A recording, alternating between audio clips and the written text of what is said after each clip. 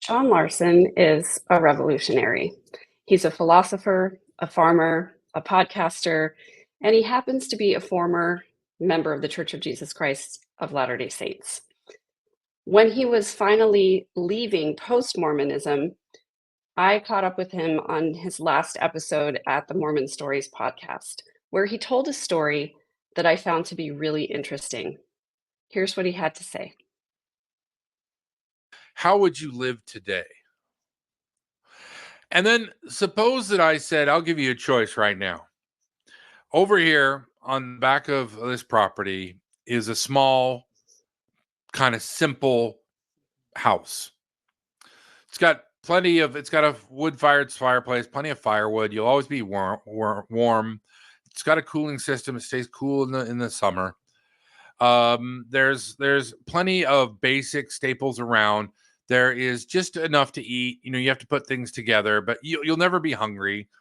There's a coat to keep you warm. There's a shade tree to keep you cool. There's some of your favorite books on the bookshelf. Nothing excessive. You really won't get to travel, but your needs will be met. And you can choose right now to go live in that shack. I think a surprising number of us would consider it, and a surprising number of us would take it and say, you're just going to fill out your days in simplicity and just do what you want to do through the day. The chores will take you 2 hours a day, and the rest of the time is yours. And I think many of us would choose that. But of course, the irony, and if you see where I'm going, is you could choose that right now. There's nothing. The complexity of your life and the complexity of your relationships and the complexity of what you engage, what you read, what you listen to, what you think about is to a degree your own choice. That the ideal life that we want to live is right there in front of us. We just refuse to pick it up. There is a quote by John Steinbeck that says, now that you don't have to be perfect, you can be good. And I've applied this in my life to having left Mormonism, where there is a strive to be this model of perfection. And for me, unshackled from that meant I could just pursue good in my life, and I have, and it makes me happy. It's almost the old atheist joke, which is, how much rape do you engage in if God isn't going to stop you? And the answer is engage in all the rape that I want to, which is none. That I choose to do good things in the world because I like them. I like the result. I like how it makes me feel. So after hearing this little anecdote from John Larsen, I decided to invite him on to the Midlife Revolution podcast to have a conversation about the simple life, the myths that exist there, and how we can achieve some simplicity by making some small changes. Welcome to the Midlife Revolution. Hello, beautiful human beings. Welcome to the Midlife Revolution. I'm your host, Megan Connor. And today I am joined by the famous and illustrious and inimitable John Larsen.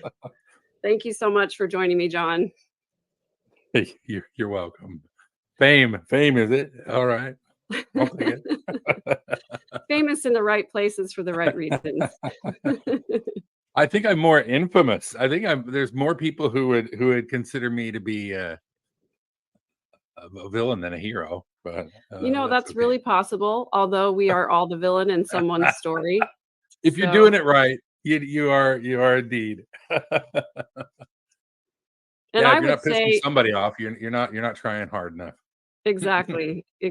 And I would say that the more people who consider you a villain, I think the better, because then it means you're making people think.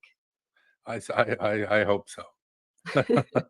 Well, John, I will let you go ahead and introduce yourself. I know some things about you, but I certainly don't know everything about you, and I don't know the most interesting things probably. So please tell us all about you. Well, the most interesting things I never reveal, right? You never find those out. Yeah. Let's see. How to introduce myself? My name's John. I live in the Pacific Northwest. I live in the Willamette Valley, which is sort of halfway between Portland and Eugene, and sandwiched between the Pacific Coast Mountains and the Cascade Mountains. We've been here for coming up on 3 years. my family and I, we lived in Salt Lake City in the suburb of Salt Lake City for a long time. And when our youngest, my partner Kimmy and I have four children betwixt and amongst the two of us. And when the youngest was finishing high school, we had long decided that we didn't really like living in giant cities. So we also wanted to take a different approach to life. You talked about midlife crises, and we were talking about a little bit before we started. Sometimes you look and say, "Wow, I look at the path I've been on, what I was told to go on, what I was thought I should be doing, and it ain't doing it so much for me anymore. Maybe it's time to look at something new." And we did that, so we bought a small farm out here.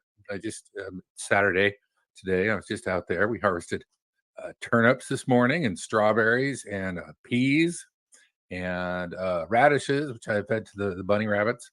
You talked about fame. I'm most known for the podcast, Mormon Expression, which we started in 2009 and ran until 2014. It was popular in the ex-Mormon world, and there were a lot of Mormons who listened to it too, but they didn't like to admit it. In 2014, I kind of stepped back. Well, I no longer hosted the show, but I would appear at conferences and blah blah blah blah. And then this year in January, I was appearing on the big podcast in the ex-Mormon world, the disenfranchised Mormon world, the Mormon Stories podcast. I was a monthly contributor, and I told them that I was retiring from Mormonism. So I was a faithful Mormon until about 2003, when I lost my faith in God first, actually. Mm. And then I kind of limped along for a couple years, just trying to make it work. And then I went to church last time, 2005. And then I became sort of a participant in the communities that help people transition out of faith, or in faith crises. Did the podcasting and did all that. So that's the phase. And now I've kind of moved on. I don't. I'll talk to people about Mormonism. I don't follow it anymore, and I don't research it. So I was really retiring from doing research. That I said enough. So I'm in my post Mormon phase. And actually I did a podcast like in 2014 about becoming a post Mormon. So I think I'm in the post post phase, let's say. Mormonism 3 times removed. Yes, which is not quite enough. But there needs to be a couple more removes, but we'll get there. No, it's good. The longer I studied it, the longer I've been out and talking to other people in the world, the more Mormonism is just not unique to me. It was my experience, my lived Yeah. experience, where I spent a lot of energy. But unfortunately, the experience of Mormonism is quite common, as one of high demand religions. You kind of have cults on the one end, and cult, you really don't believe anything. You just kind of believe whatever the leader tells you to. So it's very Mm. controlling. And then there's a continuum from that all the way down to, I don't know, your neighborhood watch. And so high demand religions are sort of closer to being cults, but they take a lot out of people, and mess with their psychology, as it were. Yeah. Is that the introduction you were looking for? Is there anything else you want me to talk Great. about? No, that's excellent. That's great. And it gives me sort of an opening to what we're going to talk about today. So I found you, John Larsen, listening to Mormon Stories podcast. I left the church. For all of us, I think it's a gradual sort of thing, or most of us, it is. For me, that process started in 2015 with the November exclusion policy. Hmm. But I didn't really allow myself to look at truth claims until January of last year. And Mm. once I did that, it took me 3 days, and I was done.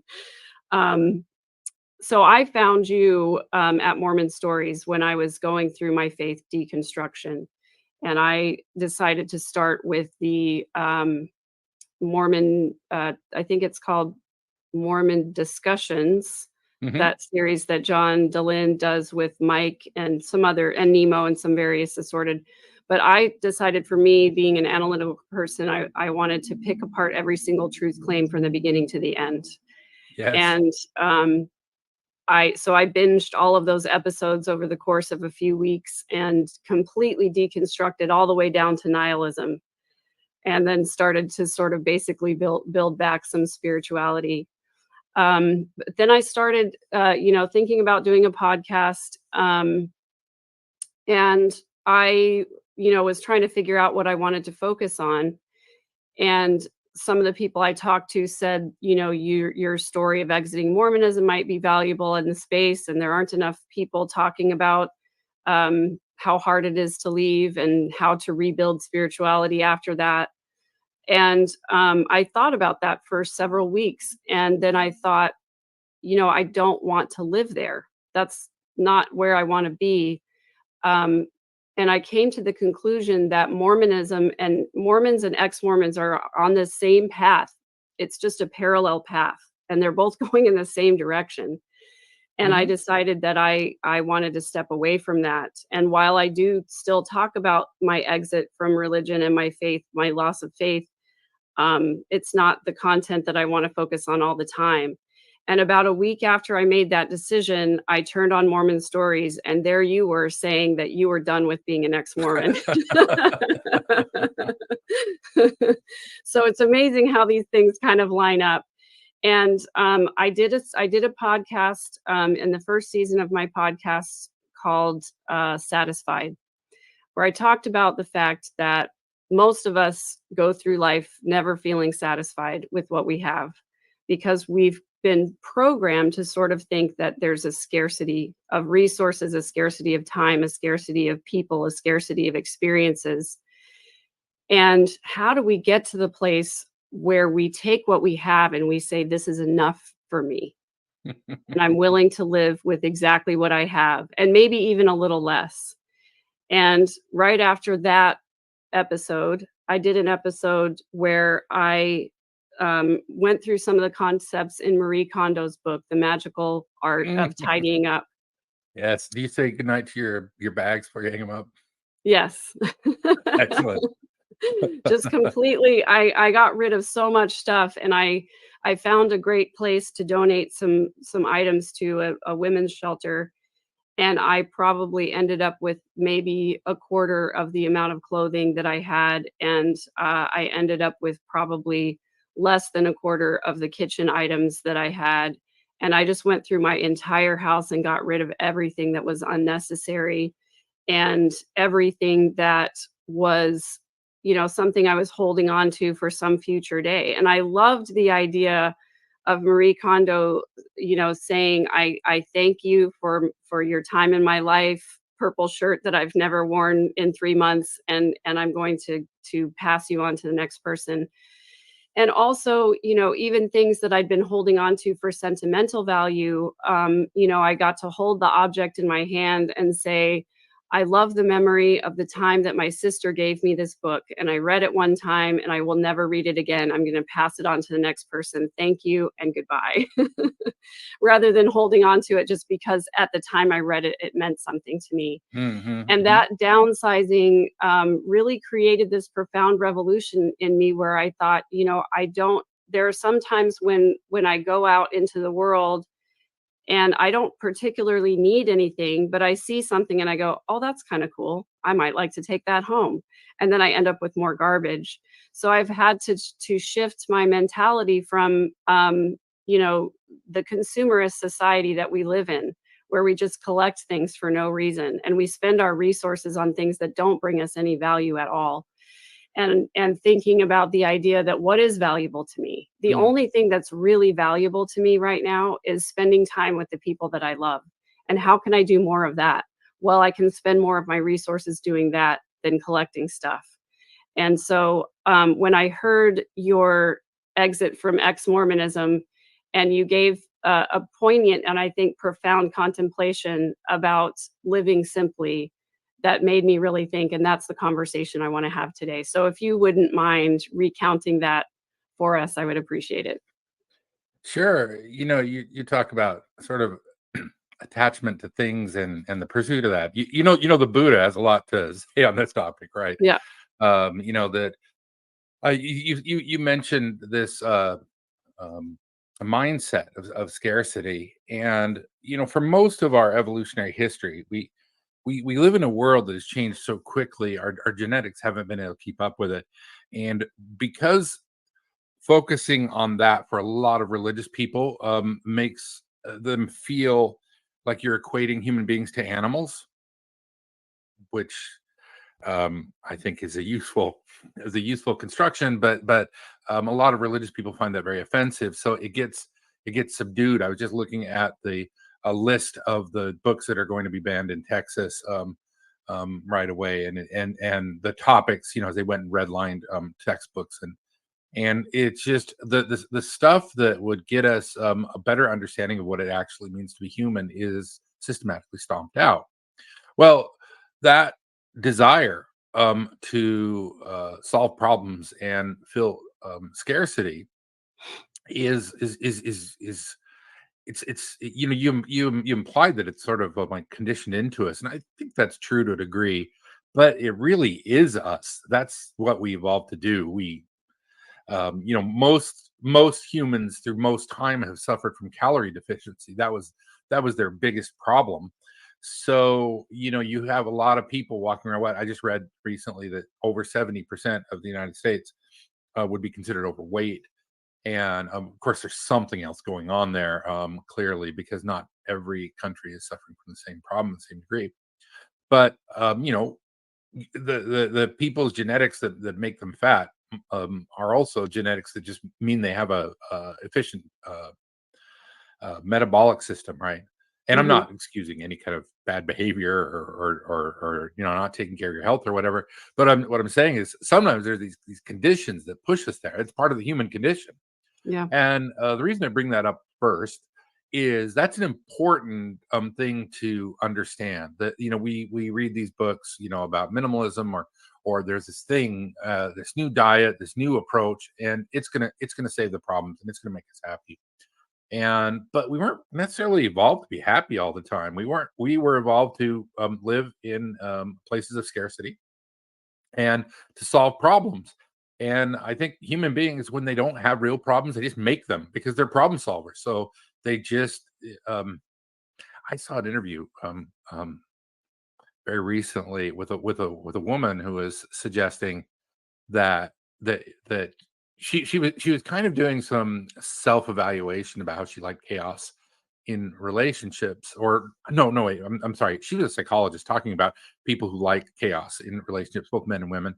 And they say in part because that's where they get their emotional peaks. If you have a fight and then a reconciliation, you feel these high energy states. And when a relationship becomes sort of smoothed out, the two people kind of learn to live together. For some people, it doesn't feel right because there's no drama there. It's just peaceful, and peace is not happiness. Contentment is not happiness. Those are different things. And I think we're so stimulated all the time right now. We're just getting dopamine hits like consistently, and it's just like doom scrolling is partly just looking for that next hit, right? Yeah. And we're all strung out on that crap. So is there a better way? Well, can I Yeah. inject one thing that this makes me think of, the saying um, that hard times make strong men, and strong men make prosperous times, and prosperous times make weak men, and weak men make difficult times.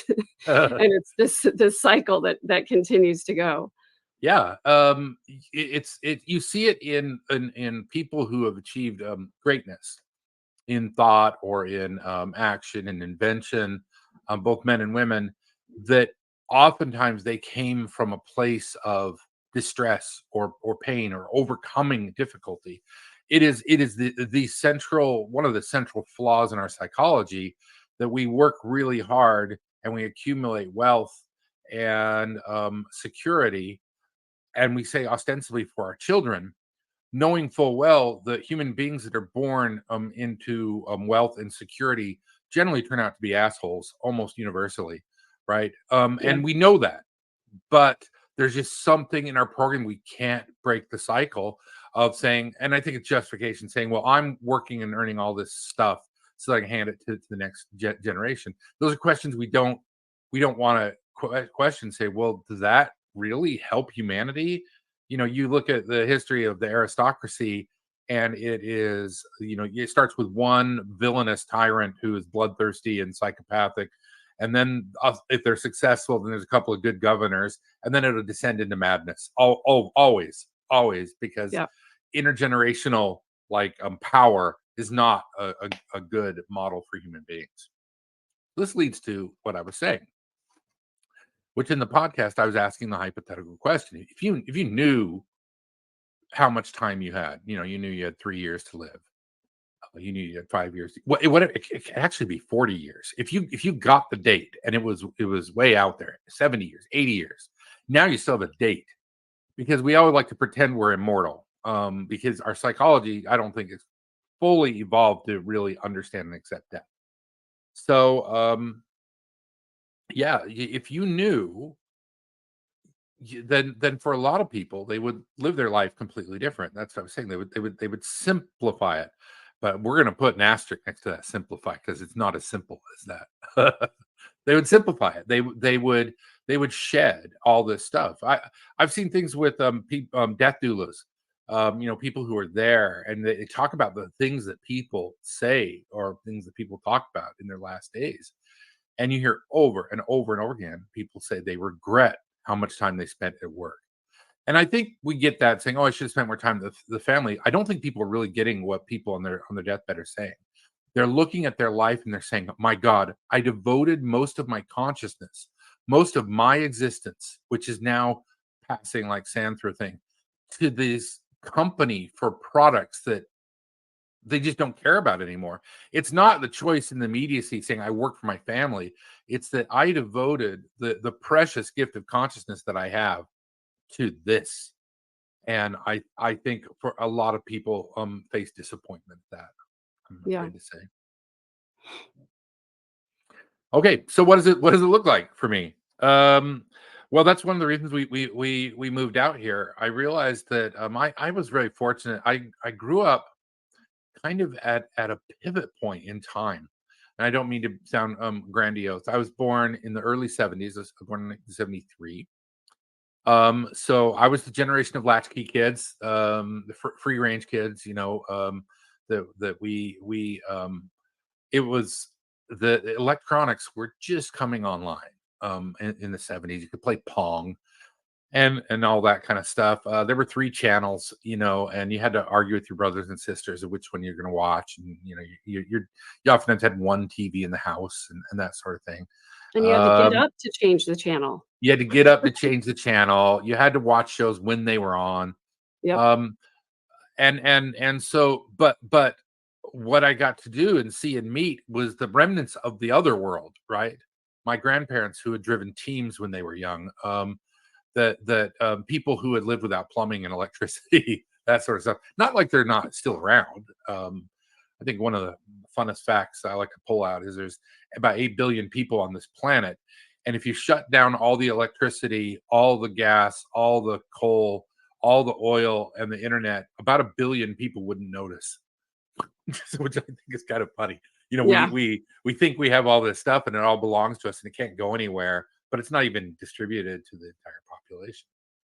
So we came out here and we started our little farm with, ostensibly the goal of growing as much of our own food as we can. And I say ostensibly because it's almost an impossible goal. But the joy in the journey is in trying. And in that sense, living a more simple life, that only goes from one point of view. Um, like if I have a dairy goat in my backyard and I go milk it, and I take and I bring that milk in and I use that to make a cake. Um, on the one hand, you can say, well, that's simpler, because otherwise you've got, all these dairy yards that are going to pasteurization, that are getting trucked to a central storing place, they're then getting trucked to a grocery store, and it's loaded in the thing, and it's got put in big plastic containers, and it's been heat pasteurized, and this complex thing. But from my perspective, I just go down to the store and get a gallon of milk and just walk home, right? So Yeah. which of these two things is simpler, right? We just harvested garlic. And I This is our second or third year growing garlic. You have to harvest it, you have to watch for these things, and you have to, it's going to go to flower, so you have to trim out the flower, and then you have to pull it up and you have to let it dry. You have to let all the energy that's in the stalk slowly migrate down to the bulb, and then let it dry up, and all that kind of stuff. So it's a fairly complicated process. Well, not complicated is not the right word. It's stepwise. It takes time. Um, um, but I enjoy that we now this year we did last year too. We will supply all of our garlic ourselves and with excess. But is that simpler than buying garlic? What do we mean when we say a simple life? Help me out of this. What do we mean when we say simplify? Well, I think when you talked about this on Mormon Stories, you said, if we had the option to just live in a small home that was just enough space, and we had just enough money to cover our expenses and Hmm. no more, nothing extra for travel or anything like that. And we had the clothes that were going to last us for the rest of our lives and didn't need to replenish any of that. And then you said the reality is that we could do it right now if we Hmm. chose to do that. And so I agree with you. Complicated and simple are the same thing applied to different situations. There's always going to be simple and complicated in our lives. But I think most people, when they think about living more simply, um, and this is exactly the reason I want to have this conversation, because I think a lot of people do envision what you're saying, that okay, then I'm just going to grow my own food. I'm not going to participate in society. I'm not going to be on the internet. It's just going to be me and the couple of people that I love still, who are going to stay around me. We're going to grow our own food and stay right in our little homestead and not have to interact with the rest of the world and not take any resources from the rest of the world. And that's just a fallacy, right? Is that kind of what you're Absolutely. saying? It's not. Yeah, it's not just a fallacy. It's an absolute impossibility. Um, I you know vegetables take organic material, right, to grow. You have to plant them in the dirt, and the dirt needs to be a composition of stuff. I mean, you keep planting them in that over and over again, you'll deplete it. So you have to bring in material from somewhere else. Like a garden has to be supported with multiple things. They could be fields of grass, it could be cow manure, it could be something. But these tendrils go out long on a long ways. I was watching the Vikings, this series on Netflix or something. It's mostly dumb, but it can be kind of funny. But they were starting a little colony in, I think, in Iceland or something like that in the story, and then 3,000 um, more settlers showed up. 3,000, and the comment was, the guy said, "Now we can make it." And I thought about that, and I thought about how true it is, and we don't even know what the number is of how many people it takes um, to make something happen. And we're talking on the simple thing, but that goes to your entire life. How many people you rely on, and you need. Um, there's a game you can play to see what class you're in. Are you ready for it? Yes. You have to ask yourself. You can go through professions, and you have to ask yourself if you know, or any of the people, let alone friends, are, and if they're doing their profession for you, it doesn't count. So if I say, do you know any hairdressers, or are you friends with any are there any hairdressers in your social circle? If you do have a friend who cuts your hair or does your hair, that doesn't count. um she doesn't count if she's doing that service for you. Does that make sense? So Yes. you can't count anybody that you're paying. Right. And then you start asking your questions. Well, how many coal miners do I know? How many sanitation workers do I know? How many? And then you can ask the question, the other thing, how many investment bankers do I know? And you can start like figuring out where you are by just who you envision. Well, what am I talking about this with simplicity? our society is built on the work of all those people, right? Mhm. The people who work every day to make your life what it is, again, sanitation, water, maintaining cell towers, pulling out fiber optic cable,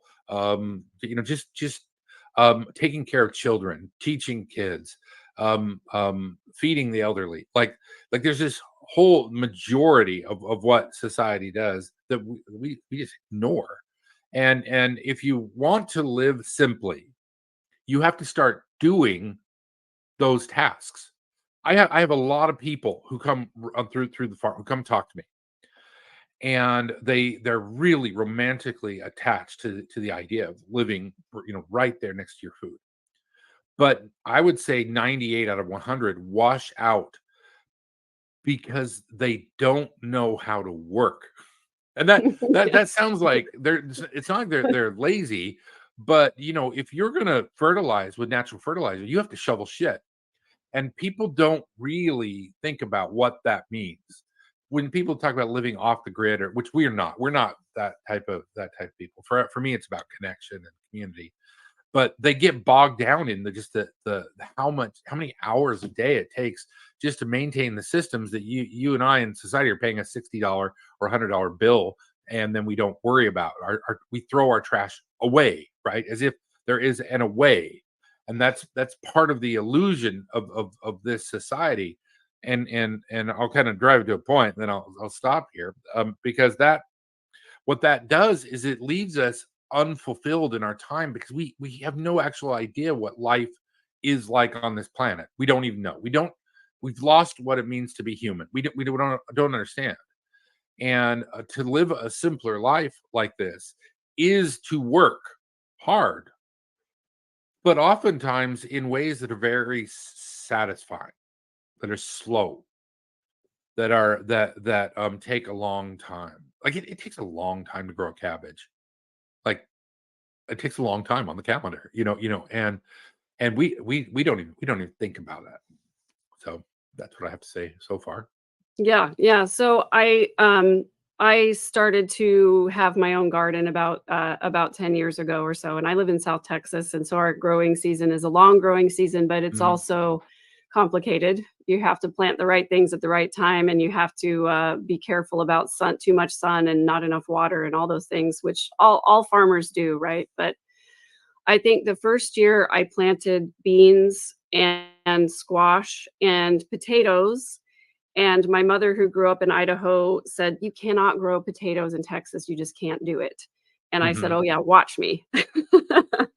And I think my first harvest of potatoes, I did red potatoes, and it took me about 4 months to grow some potatoes, and I went out and did my harvest, and I had an empty, dozen egg crate, and I filled up the dozen egg crate with all the potatoes from my garden, and that was all I got for my harvest. mhm, mhm, And I said, and at the time I had, 6 children at home, and I said, "Well, this will make about half a dish of mashed potatoes for one meal for my mhm, family." And, I grew enough beans to make a side dish of sautéed beans twice. And, I grew, about 2 squash, and the rest of the squash either got eaten by squirrels or they rotted or they burned up. And so those 2 squash I could use for one side dish for my family of 8 people, and it uh-huh, took me, 4 or 5 months to get that much of a harvest. And I think a lot of people have sort of this, like you said, romantic idea that you're gonna just plant all these different crops and it's gonna be enough to feed your family or even yourself. So the next spring, I decided that I was going to plant things that grew more in a shorter amount of time of things that I actually used every day. So I planted some cherry tomatoes and I planted some lettuce and I planted some peppers. And I had a big, huge bush of cherry tomatoes. And I every time I wanted to make a salad, I would go out there and grab a few cherry tomatoes off of there. And that one did pretty well. That was pretty sustainable as far as a plant mhm, goes. My pepper plant, I think I grew a total of 12 peppers over the growing season, which was enough for me to make salsa twice and to do a couple of marinades. That was Mhm. about it. And the lettuce, I had enough to make a couple of salads, but eventually, then the growing season wasn't enough to make more leaves, and that was it. I ended up with a big tall lettuce plant with a bunch of leaves that I couldn't use. So, even when we adjust and everything like that, I think people don't realize how much space, physical space, it takes to plant enough plants to produce enough food to sustain even just a couple of people. I think that's one part of the romanticism of like living a simpler life or trying to eat more sustainably or closer to the ground. And then the other thing is that a lot of people talk about to me is, well, if I grow some of my own food and I have bees and chickens and goats, then I'll have some eggs and I'll have some pollinators. I can have some honey. And then, the goats will make some milk and everything like that. Well, you have to realize that, goats need a huge amount of acreage and they need a lot of roughage to eat, and that's a huge amount of resources. And then, great, you want to have some eggs, and they have this romantic idea that they're going to go throw some grain on the ground once a morning and then go collect eggs every night. But you don't think about things like worms and mites and all the things that happen to chicken. And then what are you going to do with all the chicken shit? Mhm. Yeah. So I to your point, I think when people want to live more simply, or they start to get this idea that maybe I can do things differently than they're being done now, and I can live a life that's a little easier. And for me, the hard work has never ever been the problem. For me, it's having the resources where I am right now, and the calculations that we don't think to do when we're trying to live more simply.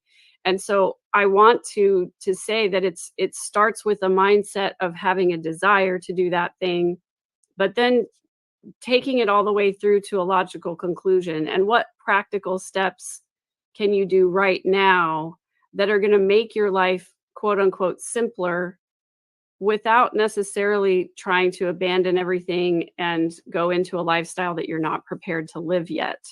Mhm. And I don't know if you have some ideas, but I've heard you talk a lot about economics and sustainability and civilization as a whole, of where we are on the grand spectrum of evolution and late stage capitalism and all that kind of stuff. So for people who are dreaming of a lifestyle that is simpler, do you have any suggestions of mindset changes that we can make that will help us to be less consumeristic, at least, and more focused on using our resources for the things that matter? Oh, it's a great question. For I think my journey, my most recent journey started with coffee creamer. So since I love my morning coffee, and I'm ADHD, so I don't take Adderall. So coffee is very important for me to be able to focus. I so but I also grew up Mormon, which Mormons have an interesting palate. It's very limited. They don't get very much bitter or dry flavors or tastes in their diet. It's very sweet. So that's just me blaming everybody else for the fact that I put cream and sugar in my coffee. So I would buy the industrial creamer, and I'd buy one of those a week, and it was kind of expensive and came in this big plastic um, um, jar, whatever thing, and you read the ingredients, and it was just full of like lots of ingredients, so things I have no idea what they are, what they do, or anything like that. And so I was like, there's got to be let's start here. So I went out and I got some like cute little quart bottles, and then I figured out my perfect ratio. I would just put half and half, and then sugar in there. And I also figured that half and half and sugar don't mix very well. So I had to shake them 3 times. I had learned that I had to shake it and let it sit. I had to come back and shake it again and let it sit, and then come back and shake it again.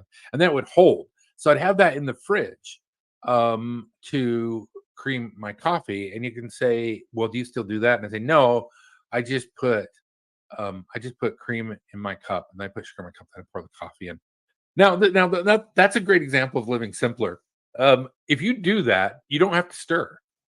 You the hot coffee just melts the sugar and it churns it all up.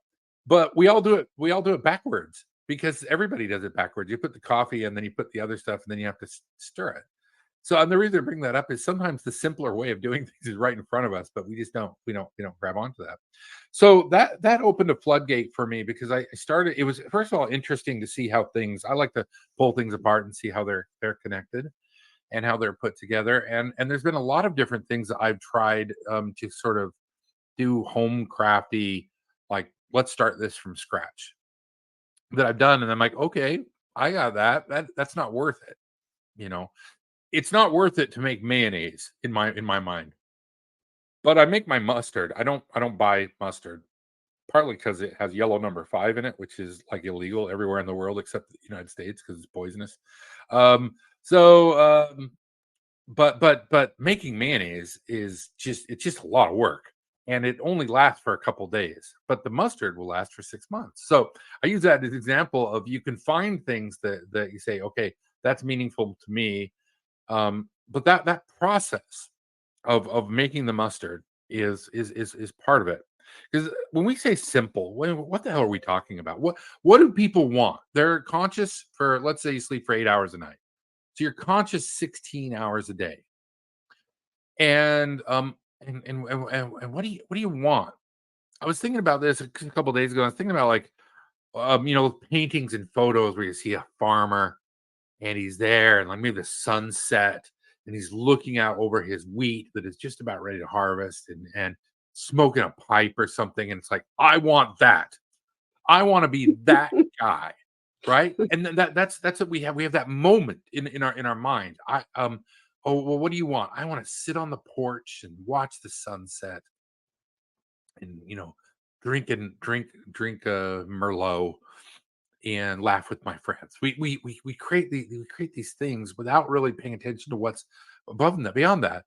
That farmer, he might be relaxing, but he's really thinking is, my God, is it going to rain? Because harvesting wheat is like you have to jump between the rain cycles, and it's just a constant stressor. God bless farmers. It is one of the most stressful occupations out there.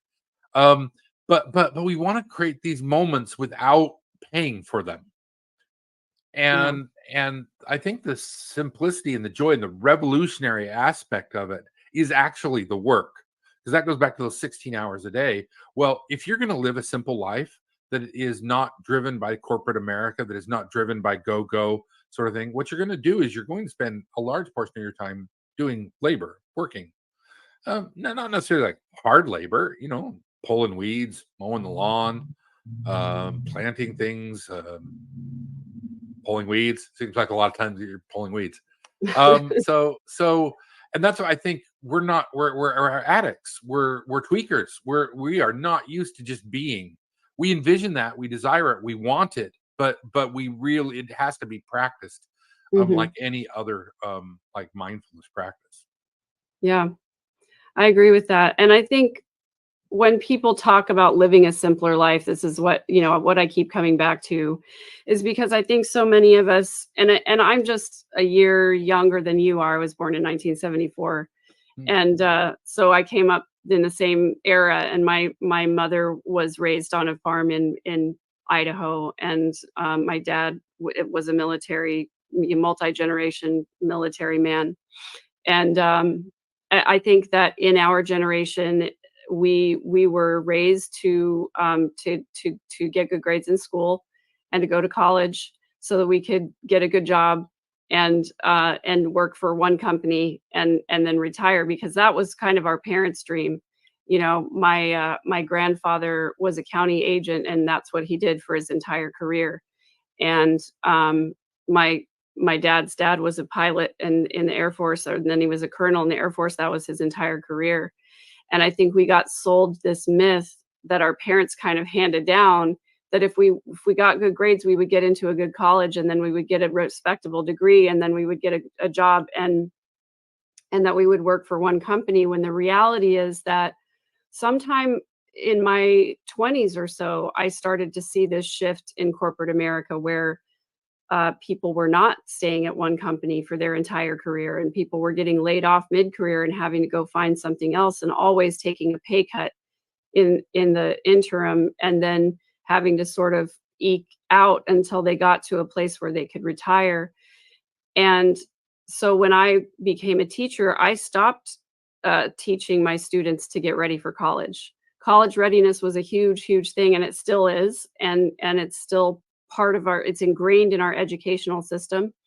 But I stopped teaching kids that because so many of them couldn't afford it, and then so many of them were getting a degree that they then couldn't use.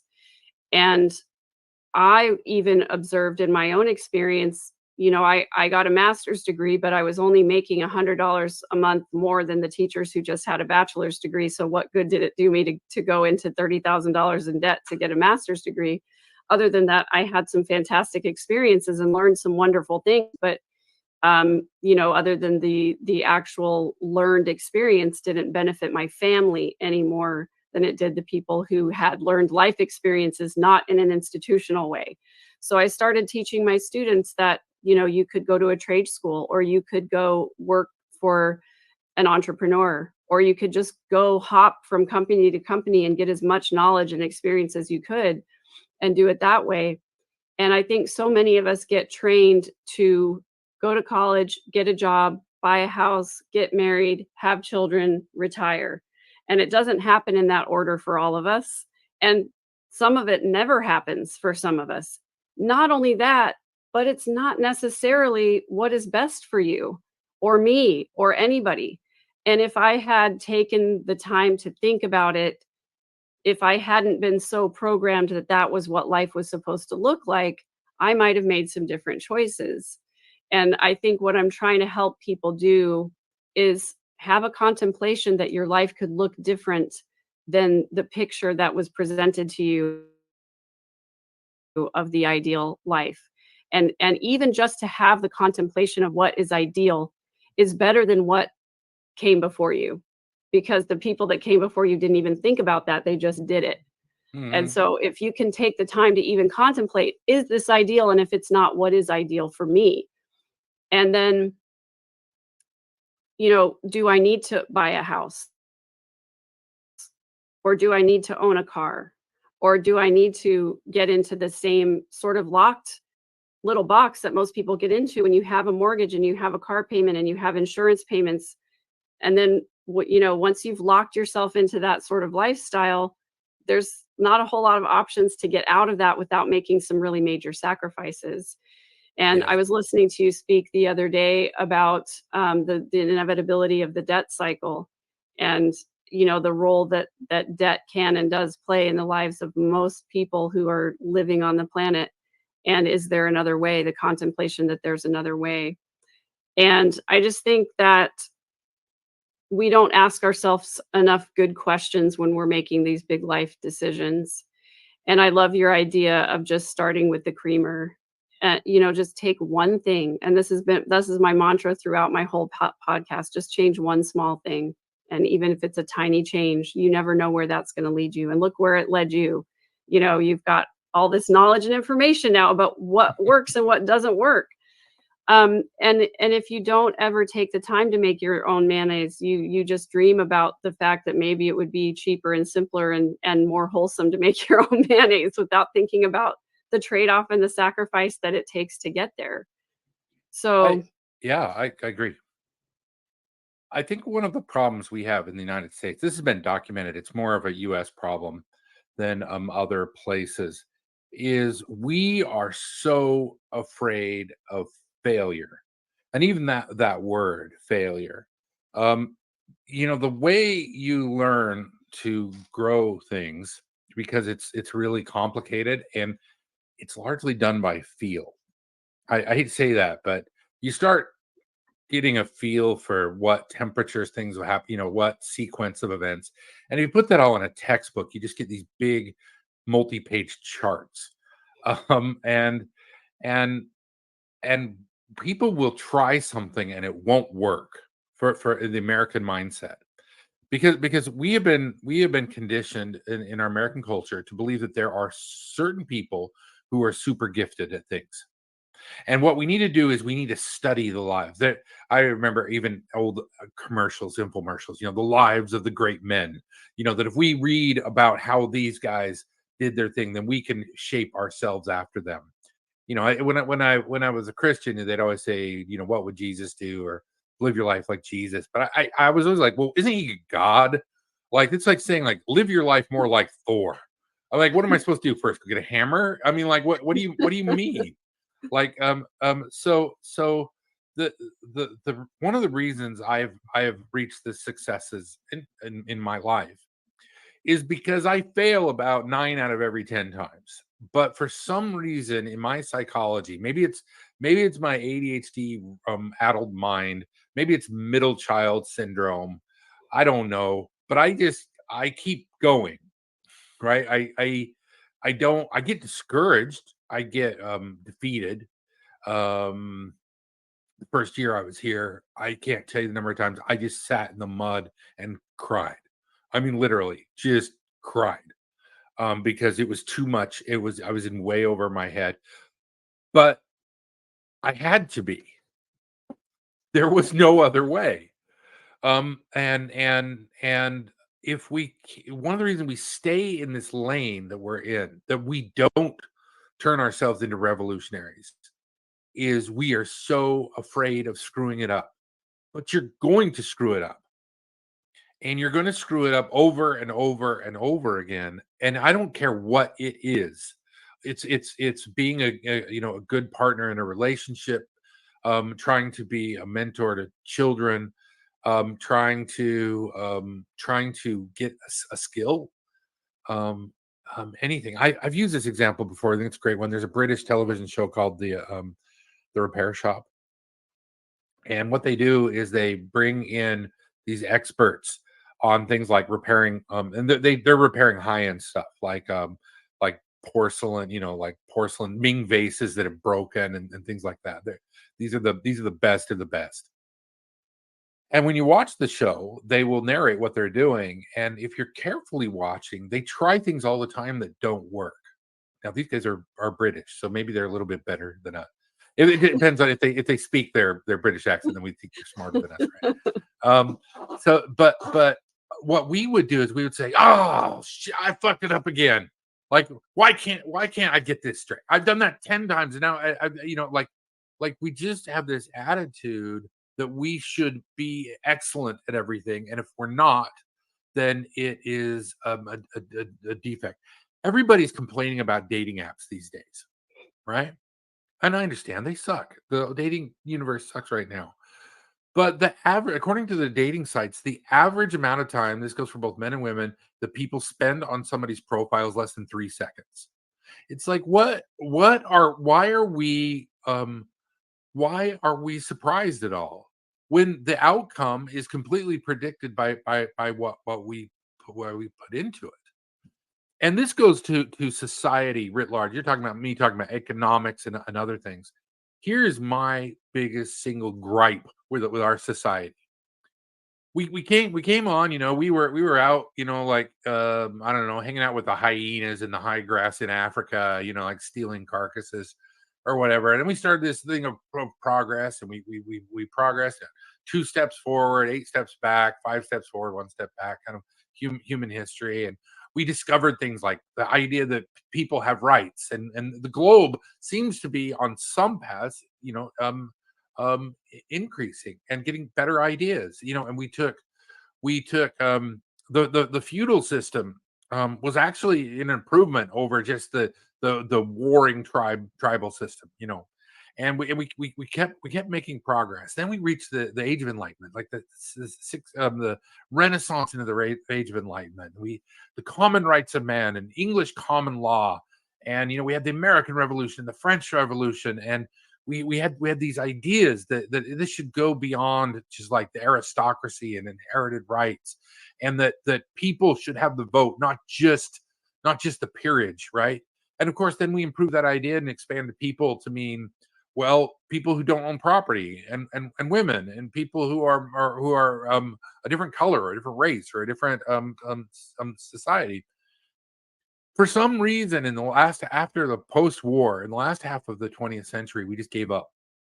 Like, I don't hear anybody saying, "Okay, we tried this kind of like democratic socialism, we tried communism, we tried capitalism, and they all were flawed. Let's whoop to the next thing. Let's okay. Just like we did in the 18th century, we tried this stuff and we improved it and we declared independence from it and we said we got to fix this laundry list of things. But it just feels like everybody has just given up and said philosophically, they still have political battles, but why do we think that we discovered everything in the last 400 years? Why do we think that our economic systems that we have now are the end all be all? That you have to choose one or the other. I don't believe that. I don't believe that we're done. I think there's still a lot of ideas out there that we haven't discovered, and that's why your middle age crisis is so important. Because if you can reframe it as an awakening of saying, Jesus Christ, this treadmill I'm on, this is all lies, and they just want me to buy more stuff, and then I'm buying more stuff, and then I'm doing more things, and I'm not any happier.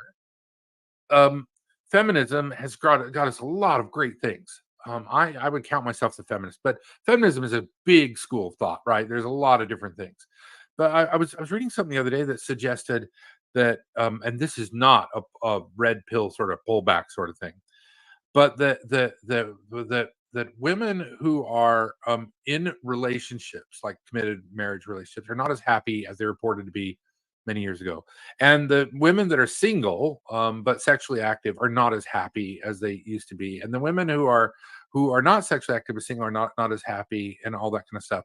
Well, we want to give everybody the opportunity, and society benefits from having um folks who can do what they want to do, and we were silly to limit the scope and reach of women. But what we've got now is not necessary. It's there's problems. We revolted against something, these old oppressive sexual mores, but now we have new sexual mores that are causing problems. And I'm just saying, we have to acknowledge the problems and we have to say we got to keep moving forward, and be that's writ large. So I can't do anything about that. I cannot change society, but I can change my little part of the woods, right?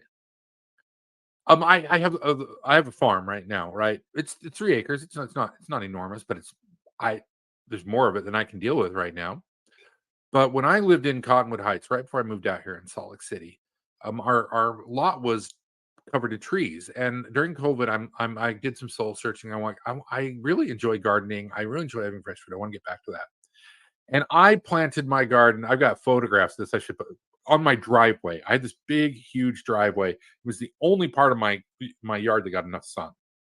So I put buckets. I actually built grow beds right on top of the concrete. And you know what? It worked.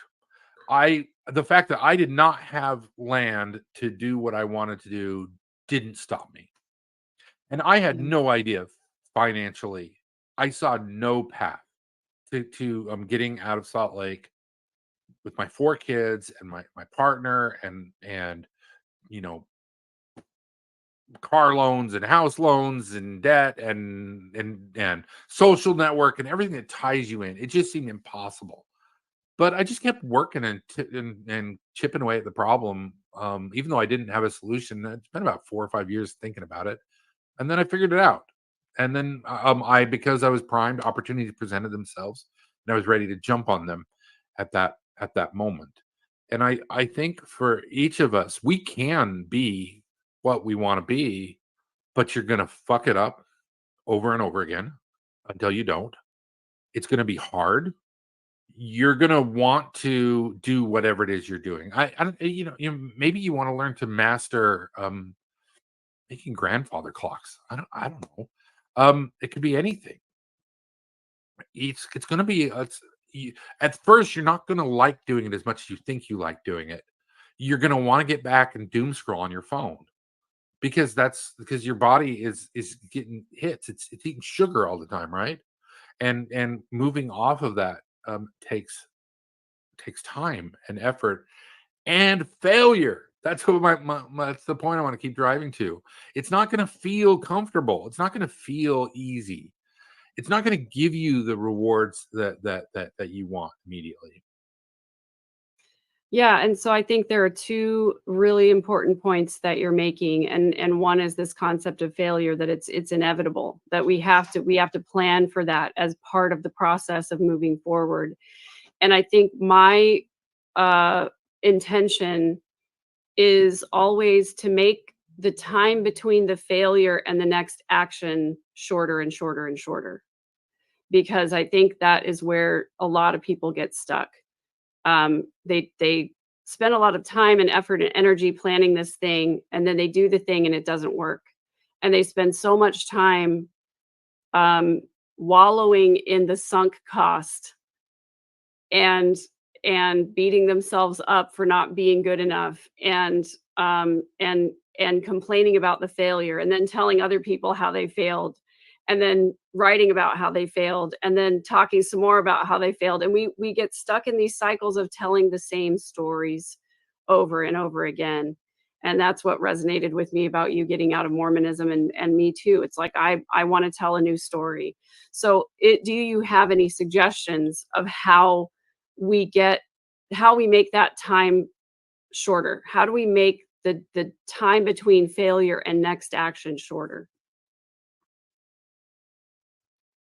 Well, you just have to embrace the continuous nature of failure, I suppose. Even in the framing, you're putting it as a gap.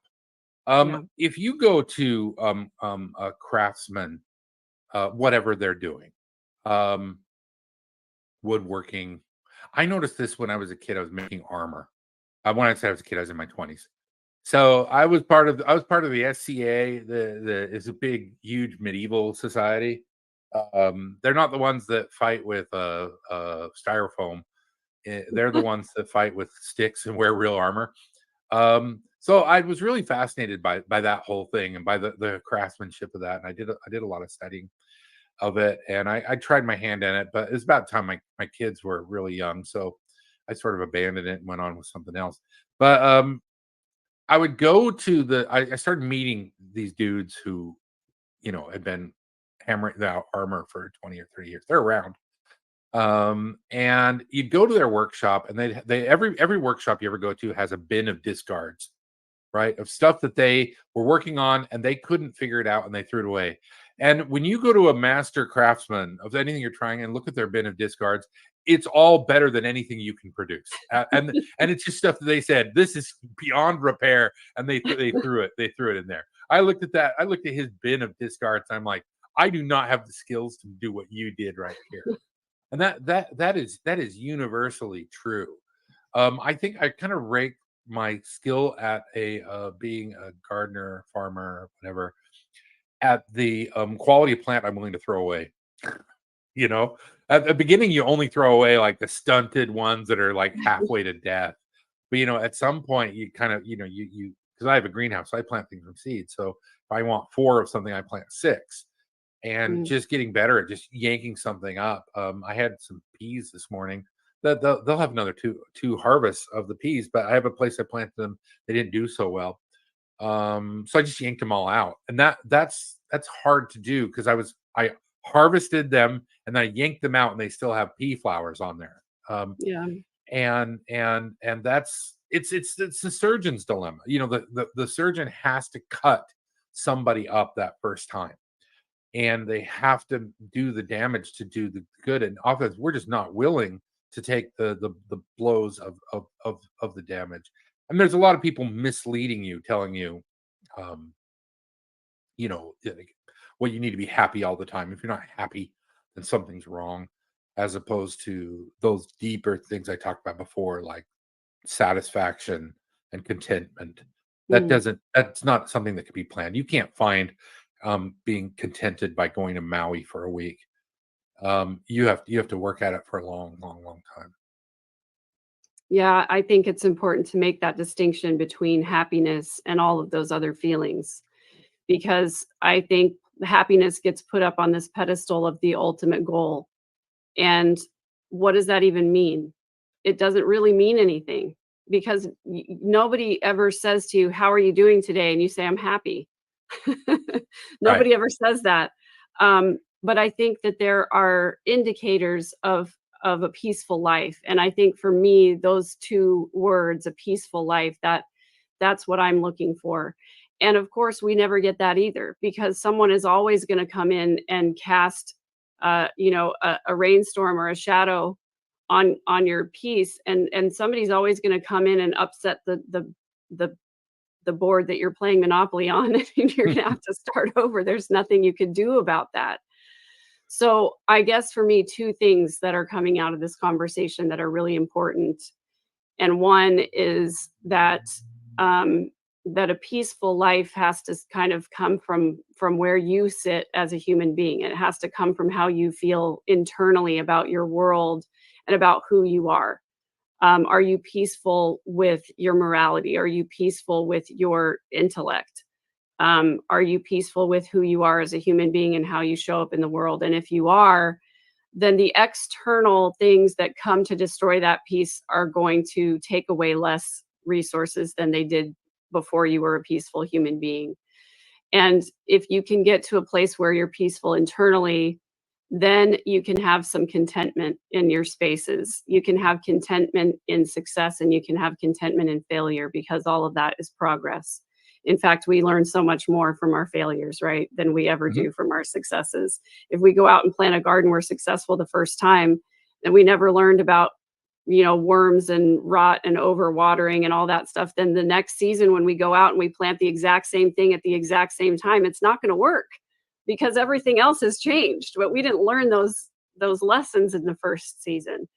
Mhm. So contentment and peace, and being willing to accept life as it comes equals happiness. And that word happiness doesn't mean anything unless you have those underpinnings under it.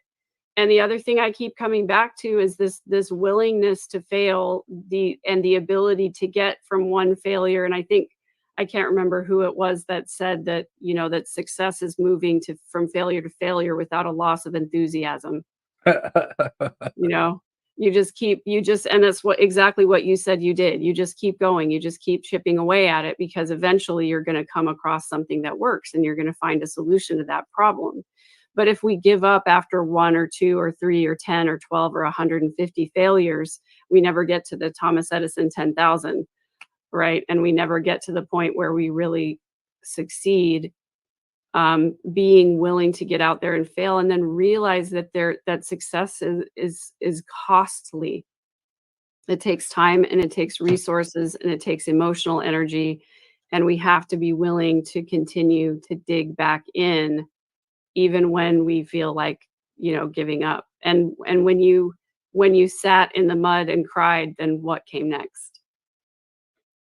Well, okay, you get up and keep going. And I think it's interesting that you even define that out. Thomas Edison's 10,000 light bulb. That light bulb worked, but it was shit. Like Yeah. we don't use that one. Like there have been many. There was never a state of we have found the light bulb, close the doors, we're Right. done with this thing, right? Right. But you even the beginning, you were saying like you were defining these things as state, like being happy in your moral state and your intellectual state. Well, intellect is many faceted, but it's really in discovery, not in innate sort of this guy's intelligent. The intelligence is earned. Um, l- like and oftentimes it's learned in your own way. I've read prolifically, but I keep telling people I'm dyslexic, and people don't pay any attention to what that means for me. Now there's degrees of dyslexia, but I can read a whole series of books and tell you all about the point of the author and all that kind of stuff. If you ask me what the characters' names were, I won't be able to tell you, because my verbal mental processing elements and my visual processing elements aren't connected together really in my head. And I can't sound out words. That's even though I got my degree in linguistics. I took classes in phonology. I understand the system. It just doesn't work for me. So I read like people read Chinese. They're symbols to me, and they're never verbalized, and they just go fast. That's how what one could say is a disability because I was always getting bad marks for lack of spelling. I would reverse my B's, P's, and B's and D's, and and spelling words where I remember having arguments with teachers in high school. They're like, well, "You're so smart. How come you're such a bad speller?" And I'm like, "I don't know. I can try." But you have to keep going through it. And I want to jump on the moral one for more because this is important, especially people leaving the religion. Morality is best discovered. You, something like that. You can't just be told.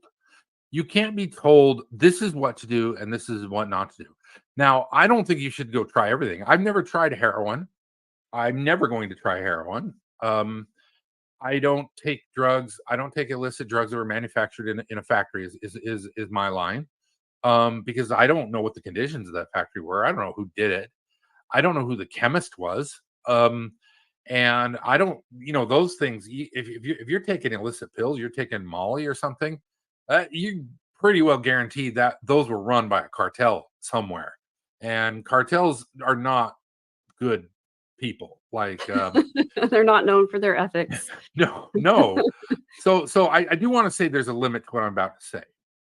But when I left the Mormon Church, there was a certain amount of exploration and discovering what my boundaries were that I think was very important for me. I think I tried my best to not hurt anybody. I tried my best to not objectify people or use people. But there was some amount of saying, "Hey, maybe I should try what alcohol tastes like." But that's a great example. I knew I had alcoholism in my family. I left the church, and it was like years after I first started struggling with my testimony before I took a drink. And I was really cautious when I did it. Luckily, I don't have any propensity for addiction to alcohol. It doesn't call to me. It does not a thing for me, but it could have been. And I think if you listen to some of my early podcasts or my early ones, I say something like, people who start drinking in their 30s and 40s are going to do it more responsibly. They're not going to have the same problem with addiction in their 20s. And then you listen to me 10 years later, I'm like, you're just as fucked up. There's just as likely, it's still going to be 1 in 10. I don't care when you started Yeah, drinking. The statistic is 1 in 10 will have a yeah. problem with alcohol to some degree or the other.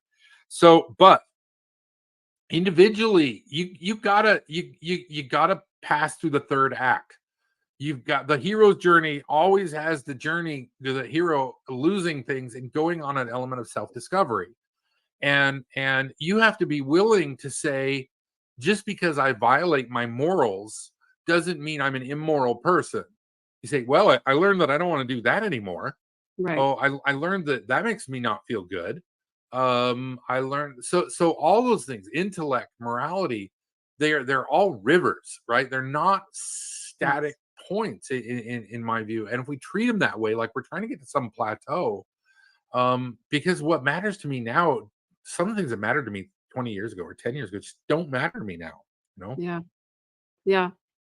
I really love that, thinking of it like a river because, it makes me laugh a little bit, and you'll know why in a second. Just the idea that if we try to fix our intellect or we try to fix our morality, we are betraying our humanity because there is no way to do that without it spilling out in dysfunctional ways. And I think that's one of the things that high demand religion and Mormonism does to us is that it puts its puny arm in the middle of the Mississippi River and it tries to hold back billions of years of evolution and there's just no way to do that. It tries to say to you, here's the answer to everything. And here's how you should think about everything. And you should always think this way and you should never change your mind about anything. Mhm. And inevitably what happens is that the water comes out all around and over the top and there's complete chaos and eventually it gets completely washed away. There Right. is no way to stop your intellectual capabilities from expanding. And if you Mhm. try to do it, you're going to end up unhappy and you're Uh, going to end up dissatisfied with everything in your life. So the exactly. constancy of learning and the constancy of understanding what your morality is and moving the borders and changing them when you need to, and just exactly as you say, doing something and then coming back and saying, well, I don't want to do that again. So there's where that fence goes for now, Mhm, you mhm. know. But it's not a steel wall. It's probably a couple of posts with maybe another one on top, and at some point you either add posts to it or you move it again. Right. It's I think we have this false belief as human beings, and especially as Americans in late stage capitalism, that we're going to have the White House with the picket fence, and that's where we're going to live until we die, and that's just not reality. Yeah, yeah, and that's it's becoming a there's a housing crisis right now Yeah, older folks. I don't want to do the generational wars, so I'm not going to say boomers, but folks who are at retirement age who yeah, have these gigantic homes, right? And of course, the net result of inflation over the past 3 years is the interest rates have crept up. They were down around between 3 and 4%, and now yeah, they're up around 7%. So there's a lot of people who don't necessarily want to sell a home because and but they're it's their home, it's their dream home. I've heard it said that sometimes people buy the house they wish they had when their kids were small. So they'll be in these big houses with 7 bedrooms. Now they're aging and they can't take care of these houses. But also the policies that generation enforced over the last 20 or 30 years was to not allow low density housing. So there's even folks who said, "Oh, well, my retirement plan was to downsize." And the answer is downsize to what? Because we didn't build the other kind of housing. And we let the capitalistic market where builders made more money building 4,000, 5,000 square foot houses than they did building 1,200 square foot yeah, houses. You're hard pressed to find 1,200 square foot houses unless they are packed in. And I was reading something about Texas now where they're building these neighborhoods, these 800 square foot, 200 square foot houses, but they are just like they're shoehorned in. I saw the picture of this neighborhood where it was basically the house was the width of a 2-car garage, like a 14-foot garage, but that's all you saw. Like we've made fun of Americans for a long time because they put their garages up front. This yeah. was taking it to the next step. It was just garage doors. And but the irony of the article is they're buying them. The builders are building them completely for buyers with the sole intent of renting them. Buy So or yeah, build to rent. yeah. So this whole thing, this whole dream, which my point is, it never was. Like you can't. Houses are temporary. Like 30, 50, 80 years on the outset for a good one. And we got this post-war idea that all of this consumer-driven stuff we were building was somehow permanent, but it is not not at all. It is and the way we build stick houses and all that stuff. I embrace this because one of the things that I'm trying to do is not fall into that cycle. So the house, the farm that we have is built to pass on to next generations. We're haven't done it yet, but we're putting it in trust where the home is owned by the occupants, right? Yeah, So if you leave, you're out, right? yeah, Sort of thing. But the goal is that people think beyond. There's a fence we're building out, and I take people out there and I show it to them, and I tell them what we're doing, and I say it'll be done in about 75 years, and I generally get a snigger out of that, right? yeah, But 75 years isn't that long. Isn't that long? You've got fences in like Europe that have been there for 2,000 years, right? But yeah, but as Americans, we don't think with that kind of depth. yeah, And so this idea that everything's in motion, everything is transitioning, and the happiness that I talk about, that I seek, is more simple. We have done a lot of crazy shit over the last 150 years. And we have to learn to live in harmony with the planet. So you make your choices by actually living outside. which we don't want to do it all. And when you live outside, then sometimes it's cold, sometimes it's raining, sometimes it's hot, sometimes the sun is shining, and you have to deal with it. But we like everything that is a bright rooms with 72 degrees and whatever. So there is going to be a cost to shedding the old and finding the new, and then that sort of long happiness, that quiet revolution. And that's where you're talking about revolutionaries. That's what I see is going to change. I'm not going to change anything by taking on big institutions. I've done it. It don't work. It helps people. You're not going to change the institution. You're not Right. going to change the government of the United States by writing letters or voting. Sorry, you're not going to do it. Should you write Yeah. letters and vote? Yeah. You're not going to change anything, but yeah, do it. But you can change a little postage stamp size of the planet. You can reach out and find other people. You can make small incremental changes where, it's sort of, as for me in my house, we're going to do that. We're going to go there. And I think that the beauty of that is we are all actually feel so powerless, but the power that you have to keep disengaging, the power that I have, that I don't go in big box stores except for Home Depot anymore. But I still have to buy stuff on Amazon. But I buy less. When I was in Cottonwood Heights, we had two great big garbage cans, like the however big they are. I don't know, more like 50 gallons. Yeah. We have the smallest garbage can that they have right now. And some weeks we don't put it out because we don't fill it up. That was years of work and changing behaviors and doing that. That my footprint is been reduced probably by 75%. But I never set out to do that, and I never, set a goal and had a chart to do it. I just making small, small, small changes. Yeah. And I'm not perfect. I don't want people to think like, oh, John's got this Zen state out there. I'm frustrated and angry, and I doom scroll and I do all that same shit that everybody else does.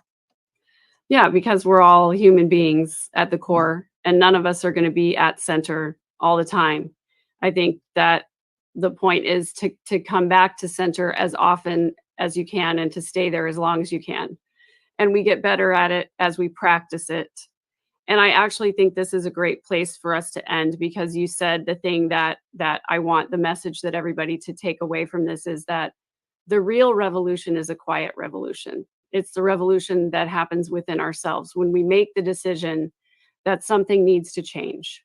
And then we decide to make the investment of time and energy and resources that it takes to make the change meaningful and to make the change stick. And when we screw it up and we get it wrong and the change sucks, then we keep tinkering at it until it makes a difference, until it's right, until it fits, until it feels settled to us. And then we realize that as soon as it's settled, it's going to change again. Yeah, yeah. Yeah, I really like that. I used to say, I still do sometimes, try everything 3 times and then do it again every 10 years. You know, because because With limitations. yeah, yeah. I mean, again, I don't do heroin. So yeah, I love it. And I love the idea that people are starting to share these things, that I record my little YouTube thing, and I think I have like 3,000 subscribers, and I think there's about 1,000 listens, but you look at the listens and they're averaging like 30 minutes, but that's okay. I'm trying to start a conversation with other people like you who are starting the same conversation, that we can all start saying, this is all screwed up. What are we going to do? And the answer is, I don't know, but what we know where we need to be. We need to be in balance with the planet, right? That's Yeah, so cliche, but it's so simple. We yeah, need to live in a way that is not taking from future generations and not taking from the planet that feeds us. Oh, okay. And then we want to live as happily as we can for as many of us as we can. All right. Well, let's just work on that problem and know it's going to take us 500 years. That's okay. Because the little bit that I've achieved has been, I'm more proud of that than I am of the tens of thousands of people who've listened to me rancor on about the Mormon Church. um, and that's a beautiful thing. I agree. Where can people find you, John? Oh, well, my email address is right there. So That's a start. if you want, you can go there and see the other stuff I'm doing. I have a YouTube channel. Search for me on YouTube. I think I'm John Larsen 1 is my YouTube handle. And I right now I record on Wednesdays at 6 o'clock. I come into this room and just pontify about whatever is on my mind. And then dabblerfarm.org as to dabble is our farm, and we have blogs we write, and I do a little podcast there without the cameras. I hate the cameras. Without the cameras, that my partner Kimmy and I come talk about what's going on, and we're looking to expand that into YouTube here briefly. So between Dabbler Farm and my website, you can kind of see what's going on. If you find yourself in the Pacific Northwest, and I want to come by and say hi, please do so. I've met some wonderful, amazing people that way, and yeah, I'm much more approachable. I have a serious RBF, like one that burns red hot, but I'm actually much more approachable than I look. Well, and to listen to some of your rants that you've done over the years, people might be scared to talk to you, but I think that there's that's not who you are all the time with everything and everyone. So I appreciate this conversation. Thank you for having this. And is there a way for people to donate to the Dabbler Farm or to your channel or to support you financially? Yeah, right now, I struggle with that, to be honest with you, because capitalism stinks. But we do have if you go to the Dabbler Farm, there is a place right there that'll take you to an Amazon store, and we try to keep stuff it's all stuff that we use, and there's some things that are like under $10 and whatever. So if you want to, but I'm perfectly happy with people just paying it forward. Go join a CSA, go to the farmer's market and spend twice as much as you would for vegetables this week. Go take the things that are doing better in your community and try to support them. That's what that would make me happy. That's a great outlook. Yeah, find a good farmers market in your area that supports local farmers and doesn't overcharge just for the sake of overcharging. But I'll put all of your links in the show notes so that people can find you and support you if they wish to.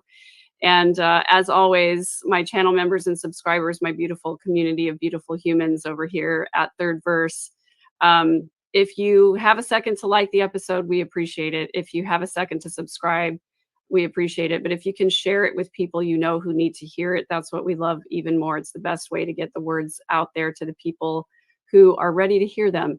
And we appreciate you being here today. And thank you for showing up, John, and having a wonderful conversation. I really appreciate your intellect and your contributions. It's been my pleasure. Thank you so much.